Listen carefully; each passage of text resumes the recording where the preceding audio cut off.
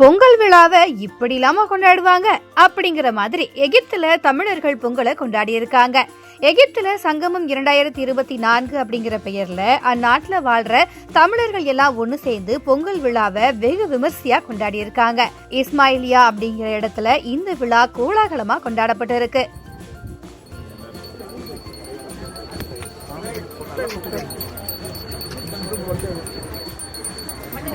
இந்த நிகழ்ச்சியில எகிப்துல பல்வேறு பகுதிகளில் வசிக்கக்கூடிய தமிழர்கள், டாக்டருக்கு படிக்கக்கூடிய மாணவர்கள்னு சுமார் 300க்கும் மேற்பட்ட தமிழர்கள் ஒண்ணு கூடி கொண்டாடி இருக்காங்க.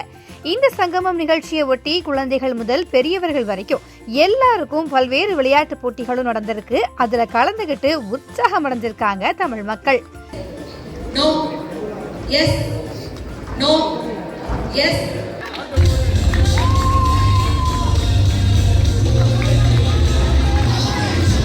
நிகழ்ச்சியோட ஹைலைட்டே தளவாழ இலையில போடப்பட்ட விருந்து தான். நிகழ்ச்சியில கலந்துகிட்ட எல்லாருக்கும் தளவாழ இலையில அறுசுவை விருந்து பரிமாறப்பட்டிருக்கு. 2017ஆம் ஆண்டு 20 பேரோட ஆரம்பிச்ச இந்த சங்கமம் நிகழ்ச்சியில இப்ப 300க்கும் மேற்பட்டோர் கலந்துகிட்டது ரொம்ப சந்தோஷமா இருப்பதா நிகழ்ச்சியோட ஒருங்கிணைப்பாளரான யமுனா தெரிவிச்சிருக்காங்க.